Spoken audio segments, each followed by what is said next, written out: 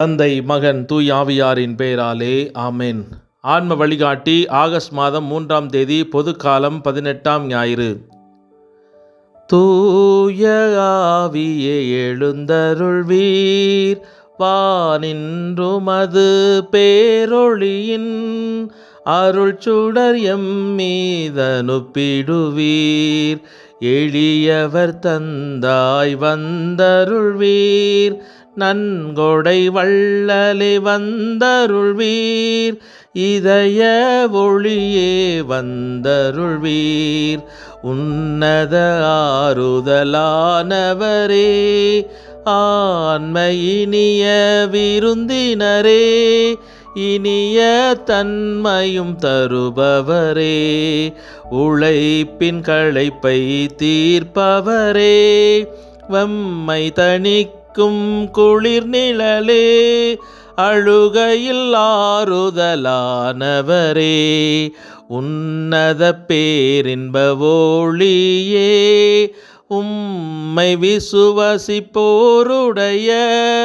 நெஞ்சின் ஆழம் நிரப்பிடுவீர்.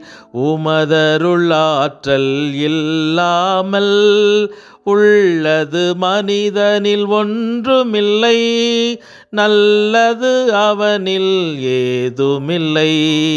மாசு கொண்டதை கழுவிடுவீர், வறட்சியுற்றதை நனைத்திடுவீர், காயப்பட்டதை ஆற்றிடுவீர், வணங்காதிருப்பதை வளைத்திடுவீர், குளிரானதை குளிர் போக்கிடுவீர், தவறி போனதை ஆண்டருள்வீர். இறைவா, உம்மை விசுவசித்து உம்மை நம்பும் அடியார்க்கு கொடைகள் ஏழும் ஏந்திடுவீர், புண்ணிய பலன்களை வழங்கிடுவீர், இறுதியில் மீட்பும் ஈந்திடுவீர். அழிவிலா இன்பம் அருள்வீரே, அழிவில்லா இன்பம் அருள்வீரே. ஆமென். இயேசுவின் திரு இருதயமே, நாங்கள் கட்டிக்கொள்ளும் துரோகங்களுக்கு பரிகாரமாகவும், தேவரீர் திருப்பீடத்தில் ஓயாமல் உம்மைத்தானே பலியாக ஒப்புக்கொடுக்கும் சகல கருத்துக்களுக்காகவும், அடியேன் இன்று செய்யும் ஜெபங்களையும் கிரியைகளையும் படும் துன்ப வருத்தங்களையும் தூய கன்னிமரியாவின் மாசில்லாத திரு இருதயத்தின் வழியாக உமக்கு ஒப்புக்கொடுக்கிறேன் சுவாமி. இந்த மாதத்திற்கும் இந்த நாளுக்கும் சபையாருக்கும் குறிக்கப்பட்ட சகல கருத்துக்களுக்காகவும் விசேஷமாய் அவர்களை ஒப்புக்கொடுக்கிறேன் சுவாமி. ஆமென். இன்றைய நற்செய்தி லூக்கா நற்செய்தி 12வது அதிகாரம் 15வது இறைவார்த்தை. பின்பு இயேசு அவர்களை நோக்கி, எவ்வகை பேராசைக்கும் இடம் கொடாதவாறு எச்சரிக்கையாயிருங்கள். மிகுதியான உடைமைகளை கொண்டிருப்பதால் ஒருவருக்கு வாழ்வு வந்துவிடாது என்றார்.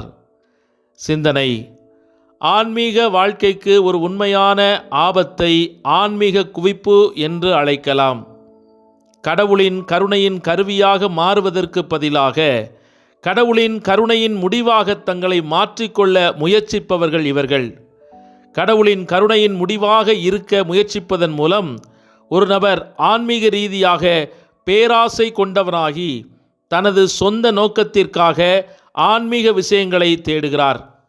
இது ஒரு வகையான பெருமை.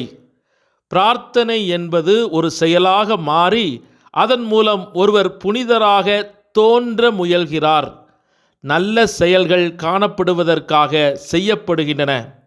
நல்ல செயல்கள் காணப்படுவதற்காகவே செய்யப்படுகின்றன. மேலும் ஒருவர் ஞானியாகவும் கற்றவராகவும் தோற்றமளிக்க பல ஆன்மீக புத்தகங்களை சேகரிக்க முயலலாம். ஆனால் கடவுளின் கருணையின் ஒரு முக்கிய கவனம் ஆன்மீக குவிப்பு அல்ல, மாறாக அது ஆன்மீக தாராள மனப்பான்மை. உண்மையான கருணை நம் வாழ்வில் பொழிய வேண்டுமென்றால் நாம் அதை கொடுக்க வேண்டும். கடவுள் நமக்கு கொடுக்கும் அனைத்தையும் மற்றவர்களுக்கு விநியோகப்படுத்துவதற்காக கொடுக்கப்பட்ட பரிசாக நாம் பார்க்க வேண்டும். எனவே கடவுள் உங்களுக்கு ஒரு குறிப்பிட்ட அருளை கொடுக்கும்போது முதலில் மனதில் வரவேண்டியது, இந்த பரிசை இன்னொருவரின் கட்டி எழுப்புதலுக்கு எவ்வாறு பயன்படுத்தலாம் என்பதுதான். கடவுளின் கருணையை மற்றவர்களுக்கு கொடுப்பதன் மூலம் நாம் பெருகிய முறையில் பணக்காரர்களாகி இந்த ஆன்மீக தாராள மனப்பான்மை செயல் நம் சொந்த வாழ்வில் கடவுளின் கருணையை தொடர்ந்து அதிகரிப்பதை நாம் காண்கிறோம். நீங்கள் பரிசுத்தத்தை நாடுகிறீர்களா? அப்படியானால் ஏன்? உங்கள் உந்துதல் என்ன? நீங்கள் அழகாக தெரிவதற்காகவா, அல்லது தேவைப்படுபவர்களுக்கு கடவுளின் நன்மையை பகிர்ந்து கொடுத்து நல்லவர்களாக மாறுவதற்காகவா? உங்கள் வாழ்க்கையில் கடவுளின் கருணையின் இறுதி விளைவை பற்றி எப்போதும் சிந்தித்து கொண்டிருங்கள். கடவுள் உங்களுக்கு கொடுத்திருக்கும் அனைத்திற்கும் முடிவு மற்றவர்களுக்கு அவருடைய கருணையை தாராளமாக விநியோகிப்பதே என்பதை உறுதி செய்வதற்கான வழிகளை தேடுங்கள். இதில் நீங்களும் மிகுந்த ஆசீர்வதிக்கப்படுவீர்கள். புனித பவுஸ்தினால் அவருடைய நாட்குறிப்பேட்டிலிருந்து எடுக்கப்பட்ட சிந்தனை. ஜெபம். எங்களோடு மன ஒப்பந்தம் செய்து எங்களை பிரமாணிக்கமாக அன்பு செய்து கொண்டிருக்கும் எங்கள் அன்பு இயேசுவே, உமது இதயத்திலிருந்து பெருக்கெடுத்து ஓடும் உமது அன்பின் மிகுதிக்காய், இரக்கத்தின் மேன்மைக்காய் உம்மை நன்றியோடு போற்றி துதித்து ஆராதிக்கின்றோம்.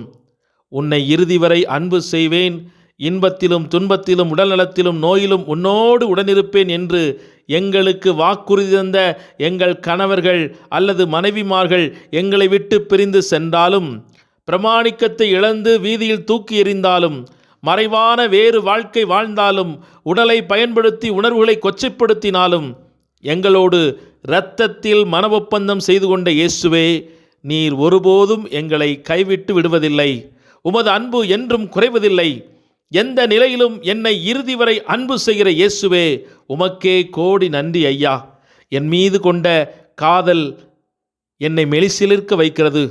இந்த உலகத்து மனிதரிடத்தில் நாங்கள் அனுபவித்திராத பரவச அன்பு உம்மிடத்தில் மட்டுமே உள்ளது என்பதை நான் அனுபவித்து உணர்கிறேன்.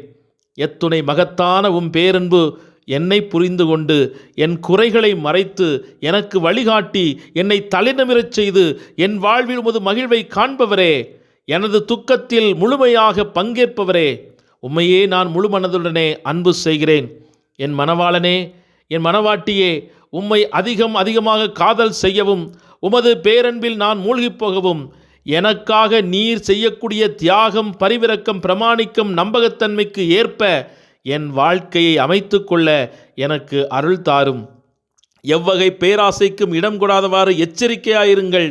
தமக்காக செல்வத்தை சேர்த்து வைத்து கடவுளுக்கு முன்பாக செல்வம் இல்லாதவாறு பார்த்து கொள்ளுங்கள் என்று இன்று எங்களோடு பேசி எங்களுக்கு எச்சரிக்கை தருகிறவரே, எங்களுக்கு நீர் கொடுத்திருக்கும் செல்வங்களை மற்றவர்களோடு தாராள உள்ளத்தோடு பகிர்ந்து வாழவும், பாவத்தின் வழிகளில் அநியாய வட்டி, ஏமாற்றி, பொய் சொல்லி செல்வம் சேர்க்கும் அனைத்து தீய வழிகளையும் விட்டுவிட்டு உண்மையோடும் உத்தமத்தோடும் உழைத்து வாழ்ந்து விண்ணகத்தில் எங்கள் செல்வங்களை மண்ணகத்தில் வாழும்போதே சேர்க்கும் பாக்கியத்தை எங்களுக்கு தாரும்.